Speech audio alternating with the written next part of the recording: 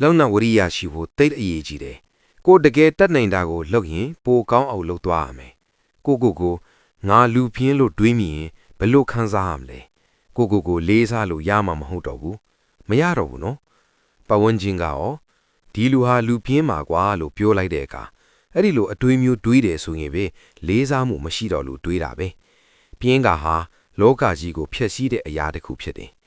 ကိုမှာခန္ဓာကိုယ်အင်အားတွေရှိတယ်စိတ်ဓာတ်အင်အားတွေရှိတယ်အတိညာဉ်အင်အားတွေရှိတယ်အဲ့ဒီအင်အားတွေကိုကောင်းတဲ့နေရာမှာအပြည့်အဝသုံးနေရမယ်သုံးနေရင်ထွက်နေမယ်မသုံးဘဲထားရင်ကြားရင်မထွက်တော့ဘူးလုံနိုင်တဲ့လောက်အစွမ်းကုန်လုံမှာတကယ်ကျေနပ်မှုရမယ်လုံနိုင်တဲ့လောက်မလုံဘဲရှော့လို့ရင်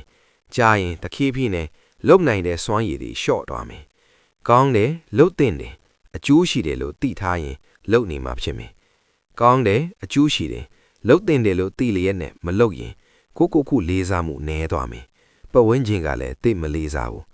လုံတဲ့တာတွေကိုသိကြပါတယ်သိတဲ့လောက်ကိုဖြစ်အောင်လုပ်မယ်ဆိုရင်ပဲတော်တူးတတ်မှာပါသိတဲ့လောက်ကိုတောင်တကယ်မလုပ်ကြဘူးတက်တာအောင်နေကြတယ်အခုတက်တာအောင်နေရင်ရေရှည်မှမတက်တာဘူးအပျော်တပါးကိုဦးစားပေးပြီးတော့ရေရှည်မှအကျိုးရှိမဲ့အလျုပ်ကိုမလုပ်တဲ့သူဟာ